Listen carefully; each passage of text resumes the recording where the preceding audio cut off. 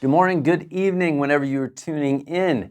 This is the Three Things, courtesy of The Corners magazine, www.thecorners.pl. I am Preston Smith, your host and the editor of The Corners, and I hope also your detective in Central Europe. You can find those services at www.cddi.pl. And we are coming from MRP Studios on the Praga side of Warsaw at the new work offices. And it's a great place to be. I will say one thing though, outside, not inside, because otherwise all the cameras would melt. It's like 10,000 degrees in Warsaw, Poland. Which even before I get started, Evgeny's our camera guy, who is amazing. I gotta say, I don't remember it ever being like this in all these years. In fact, I remember like years, 20, of course in the wintertime, 20 years ago, 25 years ago, walking across the Vistula River, the Wisła, because it was frozen, and a guy actually drove a horses and cart, like a cart drawn by horses, across the river. The ice didn't even crack. I also actually was in Russia even before that. I was in Petersburg and walked across the Neva River. That was insane, up where it meets the sea. But oh well, I guess global warming, we're all gonna die. There'll be like a methane event and it's all gonna turn to jungle, and on the way we will become extinct. So let's get back to the three things which are much more positive. We don't wanna be gloomier than we already are. But before I do that, please like and subscribe, and also check out the Patreon site, check out the website, start supporting us so that we can stay on the air, because we have a lot of things to talk about. Well, at least three. Actually, there's a lot of subdivisions. There's a lot to talk about today. One, have the mob wars returned to Bulgaria? Did they ever stop? I'll tell you right now, I don't think they ever really did. But let me tell you, there's a lot to talk about. This is the story we're going to talk about today, which has to do about an assassination that just happened a few days ago, is literally something out of the Bourne Identity. I mean, when you hear the twists and turns in this one, let me tell you, it's a story. It's a tale. I promised you we're going to talk about surveillance, and yes, today we are going to talk about surveillance, especially for you poor people out there who are in matrimonial battles. But not only. I'm going to give you the ups and downs and the pluses and the minuses, coming straight from someone who's worked for years and years as a detective in this region, a licensed detective. That's important. Got to remember that. And finally, we will go through. We will do the update in Ukraine, the war in Ukraine, battlefield update. There's a lot happening there, and there are controversial statements seemingly coming out from everyone everywhere. We'll get into a bit of that too. But before we get into any of these things, let's read the letters. We got some more letters this week, which is great. I tell you what, okay, I haven't been advertising this on the blog because I'm afraid I'm just gonna get botted to death, right? But if you want to write a letter, all you have to do is find thecornersmag@gmail.com. Yeah, I'm using a Gmail because I know the bots are going to come in. Let Google deal with it. But now let's talk about the letters. The writing contest. I'm not going to read all these. I got several of these. I advertised the writing contest, the Fiction Friday contest last week. And what did I do? This is my fault, only my fault. Don't blame anyone else. I put the wrong mail down on the website. I put the Corners magazine at gmail.com. No, it's not. It's the Corners mag at gmail.com. I got several letters about that. It's great that you guys are writing in. For those people that want to enter the contest or want to be featured on Fiction Friday, I do also have some rules. We don't want novels. We're not looking for novels. Short stories, okay? I already got requests for novels, which is cool, but we're not going to be able to run them. Now, next letter. Preston, this is kind of similar. Preston, I posted comments on your YouTube video with Colonel Ray Wojcik. Cool. But I did not see them. Not so good. What gives? I thought you were up for debate. Oh, now you're challenging me. You don't think I'm ready. And this is William H. He actually wrote me from a LinkedIn link. So I'm actually not for sure. I know, obviously we know each other, but I'm not really sure where you are right now. Yeah, but you know what, William? We had the YouTube comments turned off for a while. I don't really know why. We didn't mean to. Now they're back on. if you want to write, you can write me there. You can write me at the Corners mag at gmail.com, not the Corners magazine. Or yeah, always up for debate. Right away. Send in more letters. And then, oh, we got a nice comment. This was actually did show up in the comments. I just thought I would mention it because MRP studios are great. Wow, the production quality here is top notch. Keep up the fantastic work. Well, that's credit to Evgeny. Way to go, Evgeny. Doing a great job. This is from at King Killer Shorts 7245, something like that. There's a few like that. Now, a little bit more serious letter. This is from OP in Ukraine. Navalny is not a saint. Now, last week, if you watched the video, we actually did feature Navalny and talked about how he got a 19-year prison sentence, and he's going to be there for a while, and they'll probably come up with another one and another one. The prosecutor was going for 20 years. He only got 19 years. He'll probably get thrown in prison in Russia too.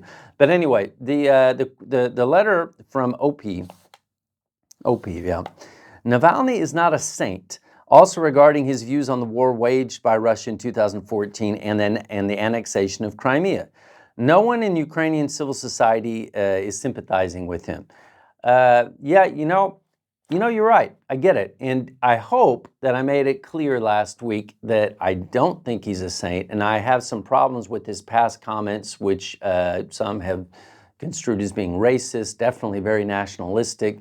Even as I mentioned, I first met someone, I only once met someone from his team years and years ago, and I was already kind of put off with him at that time. I didn't know what he was going to do, but even now, we do have to emphasize that his fight that he has picked with the powers that be in Russia is based on anti-corruption. He doesn't like the theft. He's tried to expose Putin, etc. I have not said he's a saint or that his broader political views, for example, when it comes to Ukraine, that I agree with them, that I'm down with them, whatever. I think when it comes to a lot of his views, I still think he's flawed. I do. On the other hand, when it comes to the opposition now, he's kind of the only one they got, even if he's in prison. And I have to admire his fortitude. This guy just keeps standing up. It doesn't seem like you can knock him down. Okay, now that's enough of the letters. We're going to get on to the first thing, and this is a crime mafia assassination tale like almost no other, really like no other. This is beyond Hollywood. So let's begin. Now, the first thing, this is a true crime story. And it's very true that the Bulgarian mafia has, for years and years and years, had quite the reputation for killing and detonating bombs, etc. But, we tend to think this was back in the 90s, the 2000s, and also people tend to say the Bulgarian mafia, as if there is only one. Well, maybe there is only one, or maybe there's one that's really active, because what happened just last week, Alexei Petrov, an alleged member of some kind of mafia, former member of the Bulgarian anti-terrorist squad, secret services, he was shot to death on August 16th, and he was shot while he was together with at least right now, an unidentified woman, although pretty sure there are Bulgarians and journalists that know who that woman is.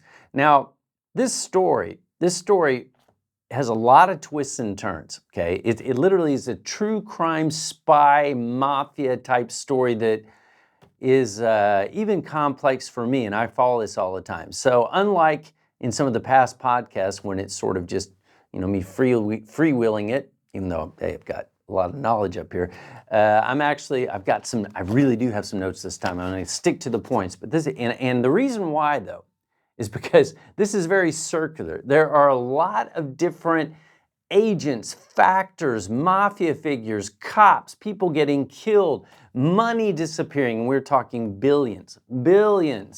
And it also crosses border. I'm telling you, it's just like out of a spy movie. So you're saying, okay, Preston, you've given us the lead in. You've tried to build up the suspense. Let's get on with it. And I will, but you know what?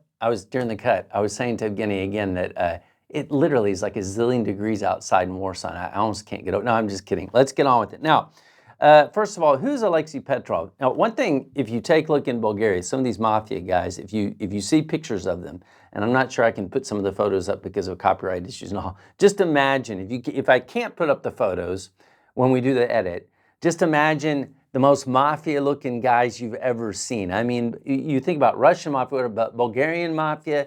Big dudes, usually bald. They look like the mafia. Nobody can look like the mafia better than these Bulgarian guys. Now, let's get this right from the start. Again, he was shot to death August 16th. Now, he was near his home in Sofia, going on a walk in the forest with this woman. He did have a security detail with him, but just kind of like out of the movies, he got a little bit ahead, supposedly, and he was assassinated, and the woman was wounded. Apparently, she survived the attack. But why? Who was Alexei Petrov, and why did this happen? Well, that's where it gets into. That's where some of the wild parts of the story begin. So we're going to go through this point by point. First of all, he was an ex-cop. He worked with the anti-terrorism unit, and we're talking way, way, way back at the turn of the fall of the wall, the turn of communism into capitalism, etc. During the 1990s, he left the cops. He left the police, and he gradually started building a career as a private citizen, making a lot of money, as you did at that time. Now, he was an intelligent guy. He had a doctorate in economics, but again, he was a member of this elite anti-terrorist unit, which was called the Red Berets. Now, the Red Berets, very interesting, very interesting. The members there, the guys that were involved in that, in some of the anti-terrorist unit types or the elite cop types in Bulgaria, some of these guys went on to have kind of controversial histories. What's also interesting is, like many of the mafia cats that we have seen in Central Europe and Russia, he was also a martial arts expert. He met, actually, supposedly, reportedly, no other than three-time Prime Minister Boyko Borisov, who is kind of the strongman behind the GERB party. They knew each other. He was also kind of a karate guy. If you've seen him, he's a big dude, even now. He's a big guy. And as things went on, what did Petrov do? Well, he started building up businesses in the security and insurance industries. Now, this right here is already interesting, because if you take a look at Bulgaria, but not only Bulgaria, a lot of times when you see the mafia groups or the organized crime groups that really ended up being very, very powerful, they had links to security services. That's no big secret. People who live across the region, when you look at the histories of some of these security agencies, even the ones that you might use for your home, some of them started out, with links to secret services or organized crime. I mean, there's one in Poland. I'm not going to mention it because I don't need to get sued here. But there was one in Poland that's very, very well known. It has zillions of homes under their protection, banks, whatever. But in the early days, I remember they were raided, and they found something like some crazy number of long weapons, like 15,000 in storage, and all kind. That was just Central Europe at that time. But an aspect that is overlooked very often is insurance. And you say, well, why insurance? Well, I'll tell you why. Because no matter what you do, if you're in organized crime, whether it's prostitution, whether it's smuggling, whether you're dealing in drugs, you're probably going to need to launder money. One of the best ways, especially in the old days, to launder money was through insurance, specifically through reinsurance. Now, some of you don't know what reinsurance is. I'm going to do a program on that and how it used to work and why it's still applicable today. But basically what it comes down to is the insurance companies, they also have to insure themselves, right? I mean, who knows, there might be some crazy catastrophe. And they have to buy reinsurance. And then at that point, what you do is it's just like you're going to charge, if you're the insurance agent, you make a commission. Well, how much commission should you make? Well, kind of put down what you want there. So there's a lot of ways to launder money. Now, he starts making money, like through these insurance rackets. And if you followed, kind of the Bulgarian mafia history at all, you will hear controversial names, mafia names like Vis and like Seek that are, security services or insurance services. Hey, don't nobody sue me. I'm not saying anything. I'm just saying this is what you're going to hear. But his insurance company started doing very well. It was backed supposedly by an Israeli company. He started making like $70 million a year supposedly in profit by 2009. He was doing great. But if you back it up, there were already links and there were killings, and people were trying to kill him.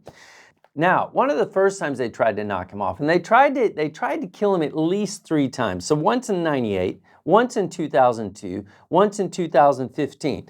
In 2002, just like, again, out of a movie. I mean, some of the way these guys lived is just phenomenal. He was trying to leave a swimming pool, and he was fired upon and injured. And then at that same time, he was also accused of being linked with the mafia, and he sued the guys who accused him, made millions or received millions in dollars in compensation. But the problem is that some other things happened around 2002. Actually around the year 2000, and that's where things really get complicated. Now, in the year 2000, a young woman, a young lawyer, her name was Nadezhda Georgieva, was hacked to death with a meat cleaver in her home. 2 years later, a military prosecutor, Nikolai Kolev, was shot to death. At this time, the fingers were already pointing at Petrov, but not only. They were also pointing at a guy named Nikola F. I'm just going to say Nikola F., who was actually the top prosecutor at one time in Bulgaria. And supposedly these guys were kind of in it together. And the fingers were pointing that they were behind these killings. Now, at the time, Petrov, he sued some of the people that accused him, as I mentioned, and he actually got quite a bit of money for his efforts, and nobody could seem to prove anything. However, they also, at that time, the authorities tried to pin these murders on Dmitrinka Kalazheva, who was a former secretary of actually Nikolai Kolev. Now, what she did, she went to Great Britain into hiding.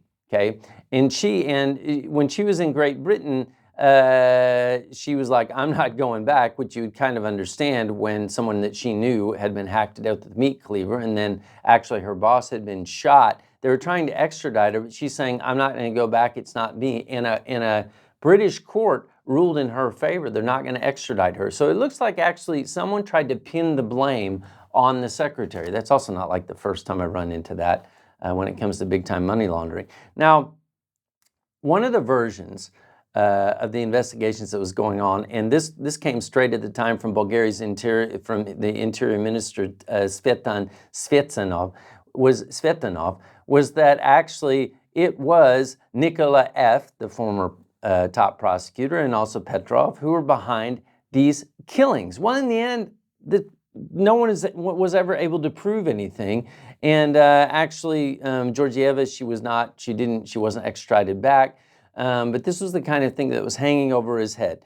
Again, it seemed like he was able to beat the rap if Petrov was actually guilty of this, whatever. But what happens? Does he wind up to be persona non grata, or does he wind up to be? No. Actually, what's really strange, by 2008, supposedly he was an unofficial agent for basically the Bulgarian State Agency for National Security, DANS. He was like one of their primary intelligence guys, probably because he knew what was going on in crime. Now, this is a very strange story, and what it's going to do is going to lead us to another story. It's going to be a brief jump sideways subplot to the Galevis. Now, you're saying, who are the Galevis? Why have I heard of them? Well, the reason you've heard of them is because we've already written about them in The Corners.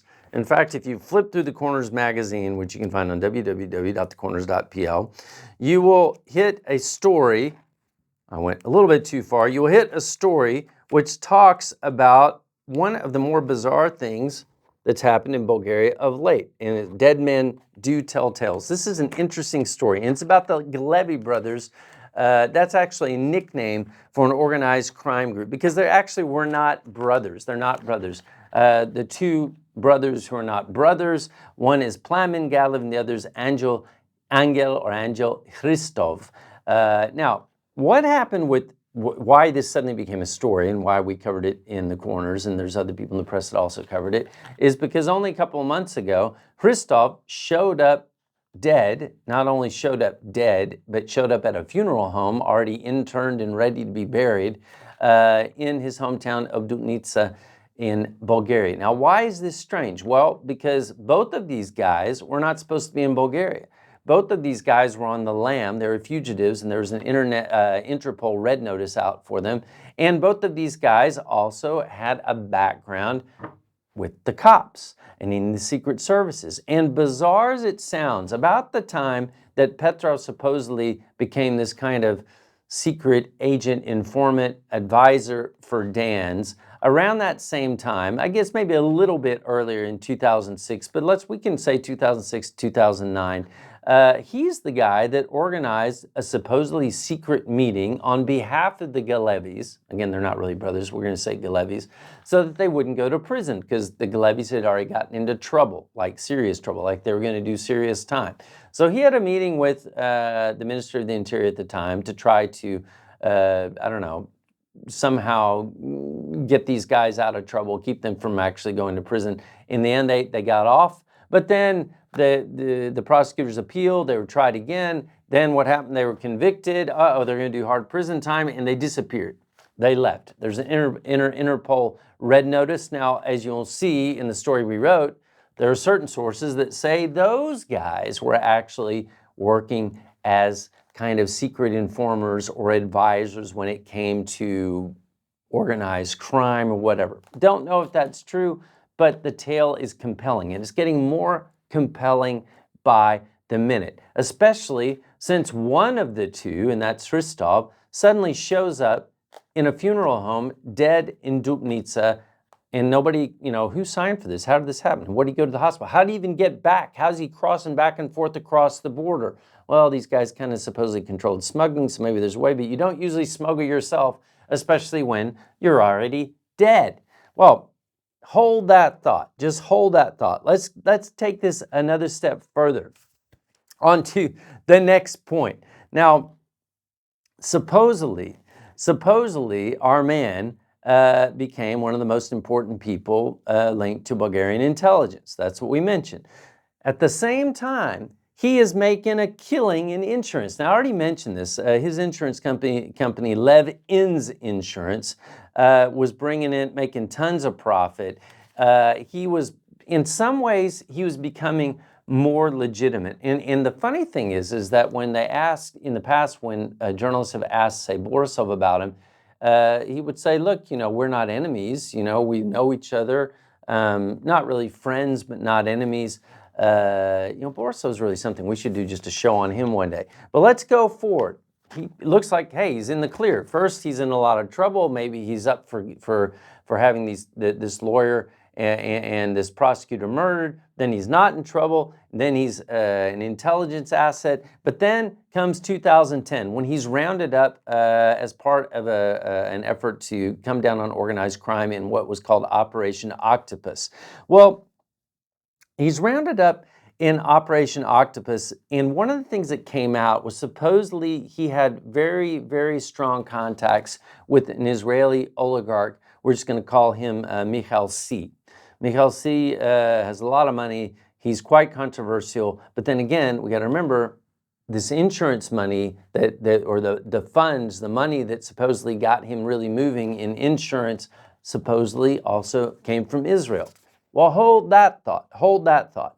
Let's jump all the way forward to the present, or almost the present. So just last week, Petrov is killed. However, May 25th, Krasimir Kamenov. Here's another legend in the kind of the annals of Bulgarian mafia history.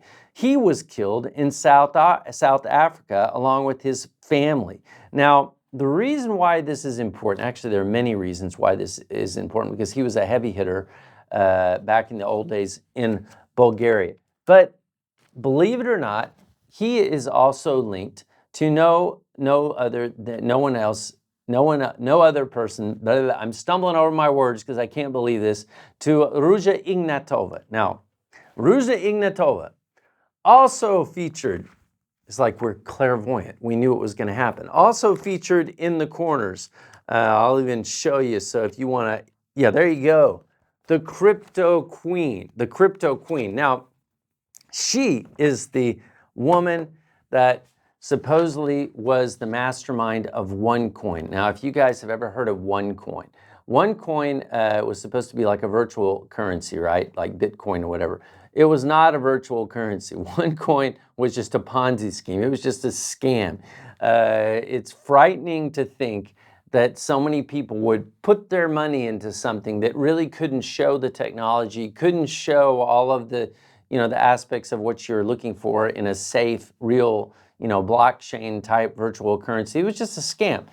The estimates are that they took, when she disappeared, she became, like a FBI, one of the top 10 fugitives, because she, along with her other business associates, probably took between $4 and $5 billion, just gone. 4 or 5. In some reports you see 5 billion.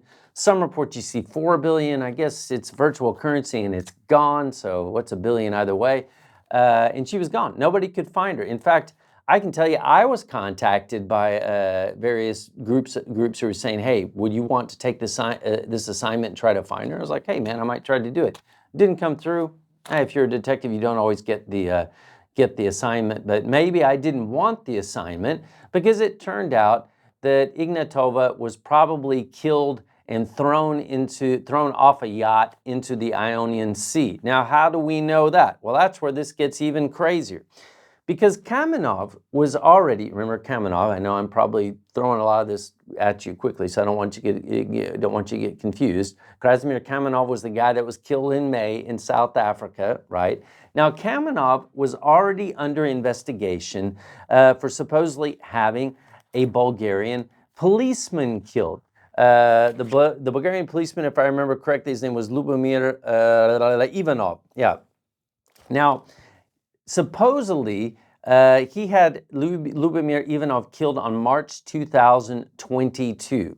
That investigation starts to move forward, and informants start to come forward. In the meantime, Kamenov becomes like suspect number one, to the point that, yeah, they believe that he actually did it. Well, when they were doing that investigation and they went to Ivanov's home, they found all kinds of files. In his personal safe, there were supposedly papers that actually exposed how Ignatova was killed, how she was killed on a yacht. Now, supposedly she was killed by yet another mafia guy nicknamed Taki, but what was interesting is that there's $5 billion gone, and that it goes back supposedly to Ivanov, who supposedly was killed on orders of Kamenov, who was killed in May. You kind of get where this is going. Lots of people getting killed. Now, what is also interesting is if we also go back, and this is also in the corners, ding, if you go to one story back, I know I'm doing a lot of self-promotion here, right? But if you go just one story back in the corners, and that's www.thecorners.pl, you will see another story about controversial former top prosecutor Ivan Geshev in Bulgaria, who survived a supposed bombing attack. And he had, that's a complicated story in itself. You can catch up here, you can find it on the internet all over. But he actually went on a rant against Kamenov, and he supposedly, allegedly, reportedly was attacked and almost blown up with the bomb. There's a lot of crazy things happening in Bulgaria, to put it mildly. But now we come back to Petrov, and we come back to have the mafia wars in Bulgaria actually begun again. Well, the fact is that if we're going to take a look at, this entire history and some of these things I mentioned that you probably didn't remember, and even if I go back over another couple of years, there is really not much doubt that the mafia, maybe you wouldn't want to call them the wars, but the mafia battles had not subsided, that organized crime is still unfortunately rolling in Bulgaria, and that's violent organized crime. But what is kind of crazy right now is that this circular, all of these different people getting killed that actually had direct relationships with each other, that actually tangentially had this, you could say, tangentially, maybe not directly, but maybe indirectly linked to Ignatova and the 5 billion that is gone. But I'm going to throw out one other twist when it comes to have the mafia wars returned. If you go back to May, and this is a story that actually came out on the 15th of May, so before these events, most of these events. And Prosecutor General Deputy Borislav Sarafov, he requested security guards. I'm actually reading a headline. I'm going to put it in the notes. For fear of being suddenly killed. Now, at that time, he couldn't get along with Geshev, and I'm not at all saying that Geshev actually has anything to do with this. But what he did say was that he was afraid that he could be suddenly killed, and he compared to this as to what happened 20 years before with the prosecutor Nikola Kolev. That's actually in the article.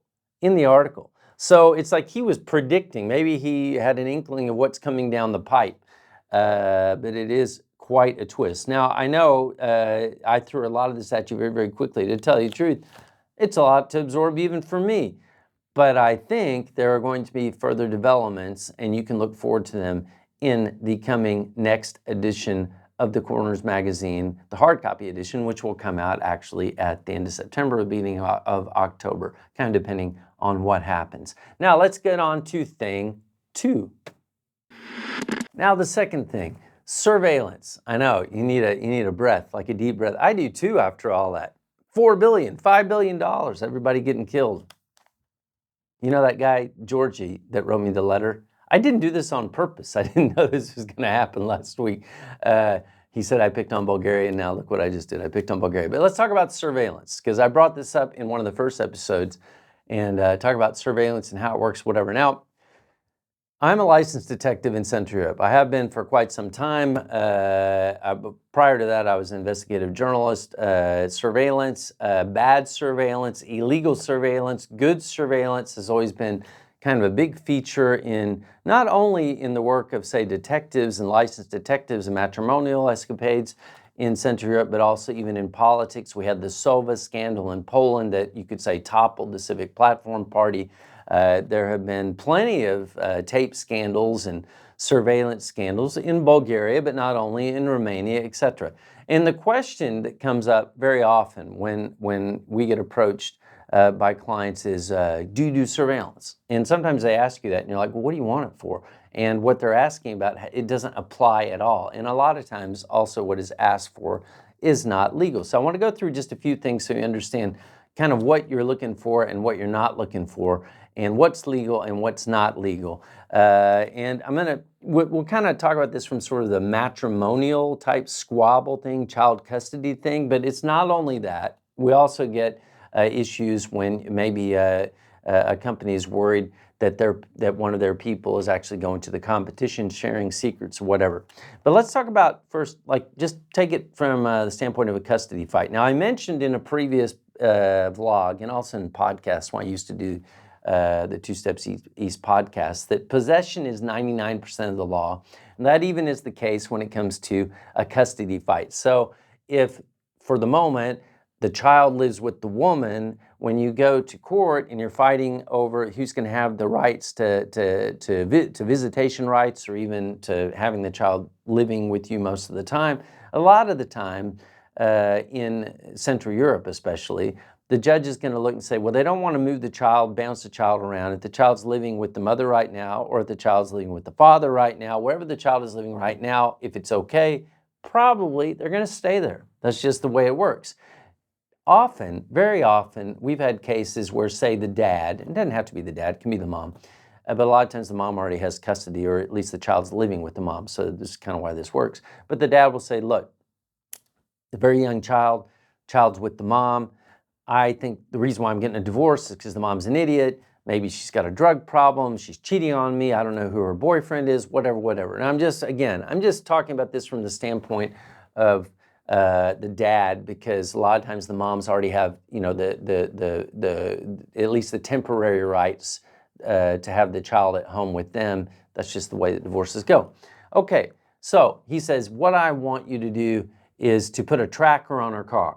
No. What I want you to do is to bug her house, or to bug her car or place of work. No.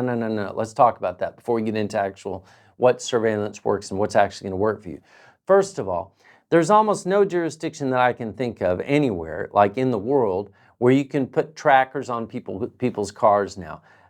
Trackers, especially in our jurisdiction, they're illegal. Now you say, what is a tracker? Puts them up on the screen here. I hope. I actually didn't look for those, but I'll try to find them and put them on the screen. If they're not on the screen, I couldn't find them. But usually what they look like are just like a little magnetic discs. You can put them, you put them under the car. They send a signal to the satellite. The way it works is you get a program. You can actually see where it's going. You can download the maps. You can keep track of where they're going. To be honest, if you were doing surveillance, is it helpful? Well, yeah, because if you're tailing somebody in a car, might be a traffic jam, something like that. You lose them, you can't catch up to them. But if you have a tracker and you can see where they are, well, you just go find them again. If you're doing honest surveillance, you can't do it that way. It's illegal to use trackers. I will say also, some of the guys that have used, if you ever run into people that supposedly use trackers, I'm going to get myself in trouble here, aren't I? Some of the people that supposedly use trackers, they'll complain and bitch about them all the time. Why? Well, to tell you the truth, anything like that is always going to be susceptible to, mundane things that make the clients mad. The batteries run out. They fall off the car. They get scraped off the car, especially if it's in bad weather and there's like ice and snow on the road. They just get taken off. Or even people find them. They go in, to change the oil, and the mechanic's like, hey, what's this thing? Is it a bomb? They don't know what it is. The other thing is you have to get it on the car. Now, in the times when you've got like video cameras everywhere, you got to get in somewhere. You got to put it on the car. Now, some of you may say, well, wait, she's using my car.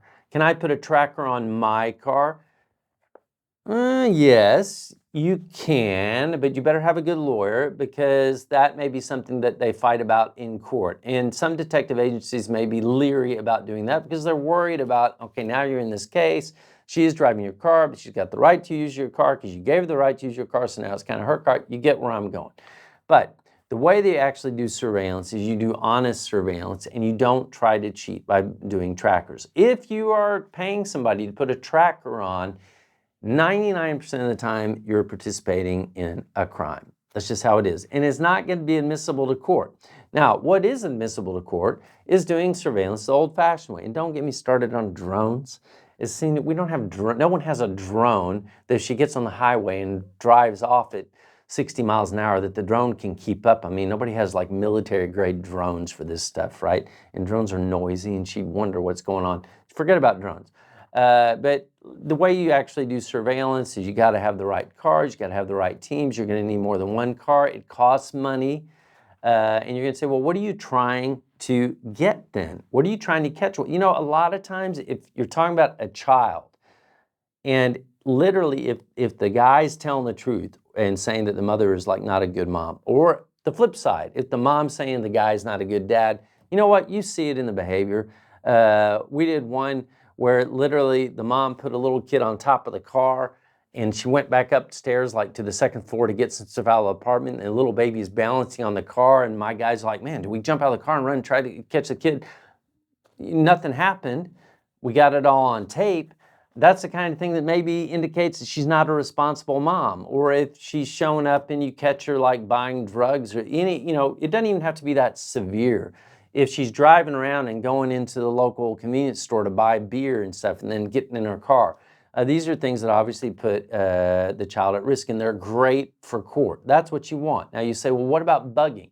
No, you can't bug people. You can't. Now, this gets a little bit complicated in a sense that in certain jurisdictions, you can do some things, but you can't do other things. In Poland, we can tape somebody if we're in the conversation with them as a detective. So let's say I'm wearing a wire, I'm talking to the person, I'm in the conversation, or one of my guys is. That's okay. What you can't do was like what happened with the big Sova scandal. You can't start putting bugs like in cars or under tables and catch people talking. That's a no-go. That will also get you in trouble. People go to jail, and if you're the client, you can't be paying for that. Now, I'm giving you a little bit of indications of what you want to do. When it comes to companies, say, well, then why do surveillance? What do we we're not talking about kids here. You know what? Surveillance can really work well for companies in the sense that you can do surveillance and show that, say, the vice president, he's supposed to be at work. He's supposed to be, meeting clients. Instead, he drives over and meets with the competition. What's he even doing there? Now, we can't follow him inside, but sometimes that's very indicative and that works. Another thing is maybe somebody's supposed to be sick, they're getting compensated for not being able to work, and then you find out that they're going out, riding bikes, mountain climbing, doing those types of things. Surveillance really is very, very helpful in both of those cases. I will say, though, and you have to remember this, people are not always active, okay? And so when we get a call and they say, well, can we have you do surveillance? And you're like, yeah, can you do it tomorrow at 1 o'clock? Well, first of all, we got to get set up. Second of all, we're not going to do it for like an hour. Because probably, one, that's a big waste of our time. Second of all, it's probably not going to work. You're going to have to do surveillance over a period of time unless you just get lucky. What happens if and think about this. What if someone is doing surveillance on you, okay? You might have other plans. Maybe you don't feel good that day. Maybe you stay in bed all day. Maybe you just look at the internet. Maybe you went on vacation and our guys, or I'm there, we're there, and no one leaves the house. No one leaves the flat. Maybe, yeah, it's possible we can lose somebody on the road or in traffic. Things like that do happen. Maybe you just drive around, you go to the lake and go fishing, and you're not meeting anybody. These types of operations, they take time. So you're running up hours. We tend to do 10-hour days, at least 5 days otherwise we're just not going to take the assignment.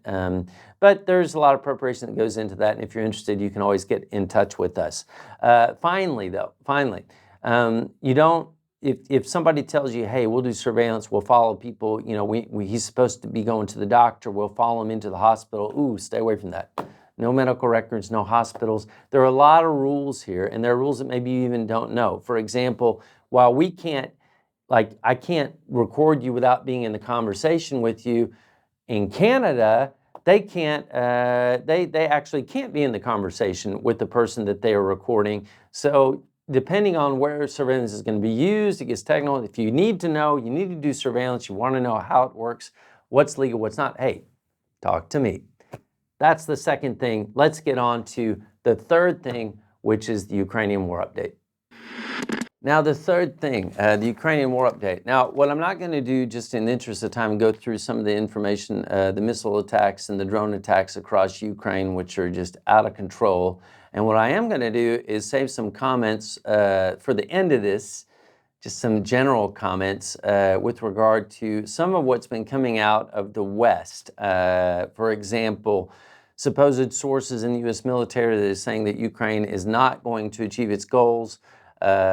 Statements from NATO that were kind of taken back, saying that Ukraine should give up its land and come to, let's make a deal with the Russians. Let's hold off on that for a minute and go through, again, kind of the battlefield update, war update. Before I get into that, though, there is one kind of crazy theory that's going around, and I'm not sure, because there's a lot of Russian bloggers, there's Ukrainian bloggers, but there's one theory, and I've seen it repeated now, and I'm not sure where it came out to begin with, but it goes back to that the whole Wagner insurrection that wound up seeing, the Wagners going to Belarus and Prigozhin. Everybody thought he was going to be killed, and he goes to Belarus and he sets up a company, and what's going on there? There is a theory now that this was all kind of pre-planned by the Kremlin. That what this was a way to get the Wagners in Belarus as trainers to prepare a larger army, and there's talk, 250,000, whatever, to actually eventually do a coordinated attack that will come out of Belarus, and at the same time we'll have, we have this Kupiansk front going, et cetera, et cetera. Let's save that to the end. let's say there's a little bit of weird logic to that, but then there's reasons why I don't think that there's anything to it. But since this is kind of going around, I thought I'd bring it up. But now let's start out. We're going to go, since I mentioned Kupiansk, let's go from Sumy all the way down to Kupiansk, down to Zaporizhia and Robotny, and some of the interesting developments that have happened over the past week. Now, we could get into Sumy, and this is kind of interesting when it goes back to that controversy that the Ukrainian General Staff has been reporting airstrikes in Sumy. We're talking about Stepny and some other locations there. Just airstrikes right now, but let's keep it in mind. But if we're going to go to Kupiansk, again, I told you before that I've been worried about this part of the front for some time, that there does seem to be some real Russian pressure coming from there. Now, what we have seen as the war has progressed, when the Russians go on the offensive, if we kind of take away, the long, protracted drive on Kiev, which didn't work out well for the Russians in the end, they do tend to kind of burn out under logistics problems. But what we are seeing right now, and this is the bad news, getting to the bad news first, it looks at, if you take a look at the map, you will see Sinkivka, which is up to the northeast of Kupiansk, of the town of Kupiansk. There are reports, and these are coming now from multiple sides, that the Ukrainians have pulled out, that the Russians are in control of that, or at least that's the way it appears. When it comes to the Ukrainian General Staff, artillery, Russian artillery hitting Petropavlivka, Russian airstrikes and artillery all the way down to Kislivka. You can see that on the map, all the way down, just off the map. If you go all the way down to the very bottom, I'm not sure if it's going to show up. You've got Berestove, and so this is a concerted attack along a wide front. Now, still, the Russians have mostly come down from the north, from Liman-Pershi, and there are reports again that they're right on the edge of Kupiansk, and that the Ukrainians have evacuated Kupiansk, and we're looking at what's going to be built up to be quite a fight. Now, am I in panic mode when it comes to this? No, not yet, because the Ukrainians have proven in the past to be extremely flexible and much more, they react faster and more effectively than the Russians. And from what we are hearing, they are marshaling their forces and they're meeting these attacks and stopping them, slowing them down. Okay, Sinkivka may be a loss, but if you just go back from a week and a half ago, that drive on Kupiansk actually didn't start yesterday. So let's not panic. But yeah, the Russians did come out and say that their counteroffensive, or their offensive, has begun. So they have a little bit of confidence there. If you go further south, and this is back even a few shows ago, we talked about the Svatove front. You see Andriivka, but if you go to the west of Andriivka, you will see Borova. And there was a worry because when we first started talking about this, that there was this buildup of like 100,000 troops that were going to drive through there, and the Ukrainians didn't seem to have very good defenses. And if they took Borova, that would cut off Ukrainian supply lines. That seems to have burned out, come to a stop. Nothing seems to be happening there. Again, Ukrainian flexibility and their ability to counter-react probably slowed that down. And then you also have the Russians seem to burn out quickly when they start these offensives. Now, if we're going to go down to Bakhmut, going to go further, we're just following along the front. If you take a look at the big map, you can get kind of a better idea where we're going, because we start up where Kupiansk is, Svatove, going down to where Donetsk, Bakhmut. Now, Bakhmut for some time was really triumphed by the Ukrainians, that they were making a ton of progress there. Maybe not north of Bakhmut, that's where they're having difficulties, but south of Bakhmut, and we're talking about Kishtivka, Andriivka, whatever. Now that has become maybe the next kind of meat grinder. For an entire year, it seemed, or for 6 months at least, we talked about Bakhmut being a meat grinder for both sides. Now it looks like maybe things have come to a stop for both sides. There are Russian counterattacks on both sides to the north and south of Kishtivka. That's coming also from the Ukrainian General Staff, but it doesn't seem like anyone's making progress there. But there are a few other interesting things. There were reports, and you take a look at the next map, that there was fighting in Toretsk. Well, you can even see on that map where kind of the front lines are. I'm not sure what that means. how the Russians got there, or if they're really there, or if this is just heavy artillery fire. We're going to keep an eye on that. You know, maybe Russian commandos got in. I actually do not know what is going on there. But as far as real advances, anyone falling back in the Bakhmut area of the front, not really seeing it, although casualties are apparently very high on both sides. Now let's go to Staromayorsky. Much has been made in the press this week of the Ukrainian successes there. They took Orozhaine, and they were actually driving further south from Orozhaine. Now, this is not all good news. There were also reports of Ukrainians, unfortunately, grouping. You know, we saw these reports in the past where the Russians, they grouped. They thought they're out-of-range artillery, and there were huge Russian casualties. There was an incident reportedly in Orozhaine where it appears that maybe 20 Ukrainians lost their lives. There were vehicles that were lost, Stryker vehicles possibly, Leopard tanks possibly.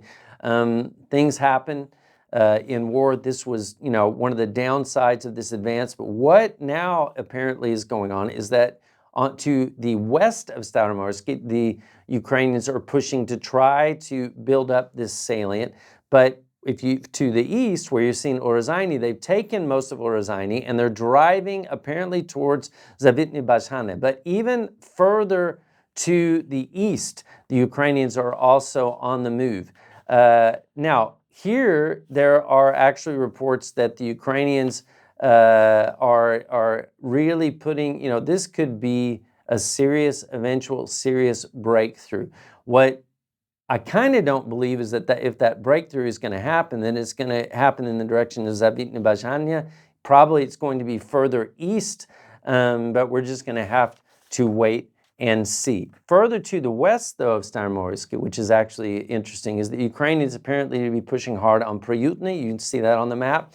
If the Ukrainians take Pryutny, then suddenly this is really quite an interesting front, and the Russians are in trouble. You can see this kind of mini kind of gap salient that the Russians hold between Pryutny and Staromayorsky. The Ukrainians would love to widen that buffer to the west of Staromayorsky. If they actually manage to take Pryutny, and apparently they're pushing hard, then things do get interesting. Now let's go to Robotnia, where the news has been extremely interesting over the past few days. Here we have reports that the Ukrainians may have taken almost all of Robotnia, and that they're actually even driving possibly to Novoprokopivka.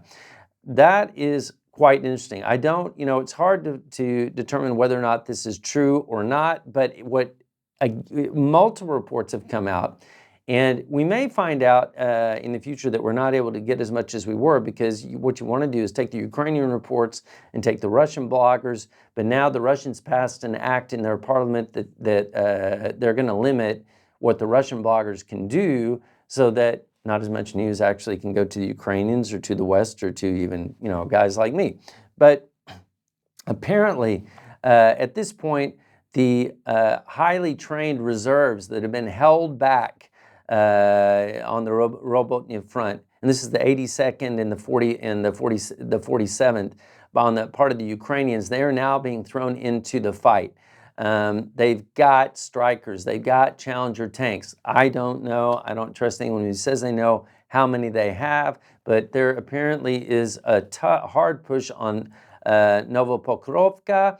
There's a push towards Verbove, and there is a push through Robotnia, although, again, to the west, there is a problem that you've got the Russians there, and they are going to hit the Ukrainians as hard as they can. There are reports of very high casualties there, but the Ukrainians are, this sounds like we might be on the verge of a breakthrough here. Now, what is interesting at that line is that there were reports that came out that the Ukrainians have actually crossed or gotten to the first line at Tokmak. You can see on the map where Tokmak is, although there's a little battle square there on top of it, so you may not realize what it is. That's pretty far. I mean, in terms of how slow this offensive is going and how difficult it is in the minefields and the lines, it's hard for me to believe that they've actually gotten to that line. Maybe what they're referring to is the first line at the edge of Robotnya, beyond Robotnya, which would be the line that's going to be kind of stopping the Ukrainians from making a run for Tokmak. Tokmak would be a pretty incredible development if they made it, but I do not know what to think of those reports, and those are reports that actually came also from the Ukrainian General Staff. So I don't think that there's nothing happening there. It's just I'm not sure exactly what they mean. Now, the last map that you see is Kozachi Laheri. This is just not good news. Now, there was a lot of excitement when it came to this, to the bridgehead that the Ukrainians had just to the west of Kozachi Laheri, where there was buildings, and they'd crossed these islands through the river. They'd managed to take those, and the Russians couldn't get them out. Well, it appears, unfortunately, the Russians did get them out. They obliterated these buildings to the west. There don't seem to be any Ukrainians left, at least not right there. Now, a little bit further to the west, there may be a small bridgehead. I'm actually not sure. And I don't think, there are reports that Ukraine is going to make a second go. I don't think anybody knows. I don't think the Ukrainians are dealing with such an open deck. Now, let's get to some of these controversial statements very quickly. The only thing I'm going to say about that is that these are coming at a terrible time. Now, I did say, even a couple of shows ago, that the next 10 days, 10 to 14 days, depending how far you go back, are going to be critical for the Ukrainians. One of the reasons why I was saying this is because there's a lot of pressure for them to make progress. They still don't have the air support that they need. This is just going to be balls to the wall, blood and guts. See if you can push through. And I don't think that the Ukrainians or the Ukrainian high command are stupid, but this was going to be a challenge for the start. How far could they get before the Allies become weary? Well, and this is actually disappointing as someone who's born in the West. When NATO comes out, anyone, especially the top guy in NATO, comes out and starts talking about maybe doing a deal that the Ukrainians give up the land for peace, you negotiate from a position of strength, or you don't say anything at all. When you see these leaks coming out of the U.S. press, supposedly from U.S. officials saying, we don't think the Ukrainians are going to actually be successful or achieve the type of success that they talked about. Again, I just, how demoralizing. I just honestly can't believe this is happening. It kind of reminds you, this does not make you proud. This kind of reminds me, as a student of history, of the types that were trying to appease Germany during the Second World War. And you say, well, wait, let's not exaggerate. No, let's just not exaggerate. Let's talk about what's really going on here. You got probably 500,000 casualties already. The Ukrainians are saying 257,000 Russians have died. Okay, so the rest, according to the U.S., these are Ukrainians. Obviously, there are tons. It's unbelievable the number of Ukrainians that have lost limbs, that have tried to breach these minefields, the effort that has gone on here.